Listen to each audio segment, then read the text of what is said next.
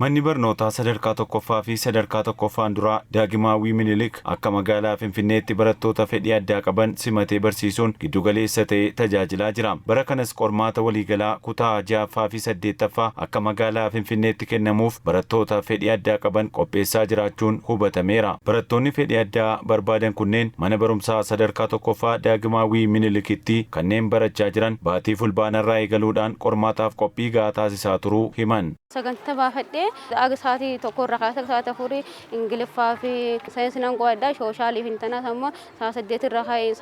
ረሃያ ካቶ አልማት ሳነን በነው ነዳገፈዳ ይችላል በጣም አሪፍ ነው እያነበብኩ ነው ቆፒ ጋሪ ታሲሳ ጅራ አኒ አካ ኮቲ ዋን በርሲሳን ኮናፍ ከኔ ዱቢሴራ ጋፊነ ረክሱ ዮ ጅራቴ በርሲሳ ጋፈዴ ዴቢ አርጋቻን ጅራ ቆርማታ በረ ደርቤ ኬሳ ዱቢሱ ፈካታውቲ በርሲሶኒ ኬኛ ኑፍ ዲየሳ ጅሩ እየተዘጋጀው ነው አጥንቻለሁ ስሪት ዱቢሴራ ቆርማታፊስ ቆፒ ጡምረን ጅራ ቀብጢ ጋሪ ነንፍደ ጀዴን አብደዳ ማነ ኪታባ ሴኔ ኪታባ ቀሮዳ ቤጊፍ ቆጳይ ዱቢሳን ጅራ ገረመናት ወይተንገሉስ ሰገሌዳን ከን ቆጳይ ጨቀሳን ጅራ Barattoonni fedhii addaa qaban kunneen sagaleedhaan waan baratan irra deebiidhaan akka dhaggeeffataniif barsiisota isaaniin deeggarsi dabalataa taasifamaa fi akka jiru himaniiru. ቲቶር ይሰጣል እቤትም ማጠናለሁ በርኖኒ ደበለታ ኑፍ ከነማ ኑቲስ ገረመነ ኬኛት ይሮ ደምኑ ንዱብፍና ዋኑ ረክስሙ በርሲሳ ኬኛ ጋፈኔ ዴቢ አርገቻ ጅራ ጋፍሌ ገረገራ ቅንዴሱዳን በርሲሶኒ ኬኛ ንቆጴሳ ጅሩ ዋና አንገሌን ባርሶት ፈና ጋፈደ ባርሶት ሆስነ ደገሩ ያሞ መናገለ ነንቆዳ ሆዲ ወራ ዳገፈና amma barsiisoti ko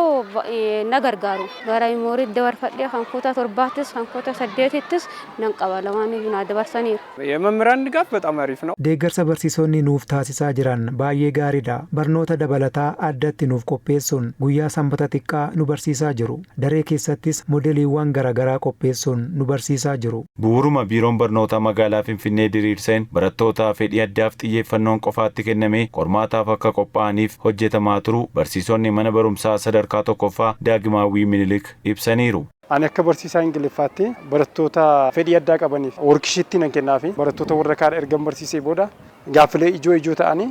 hamma ta'e ibsuufiidhaan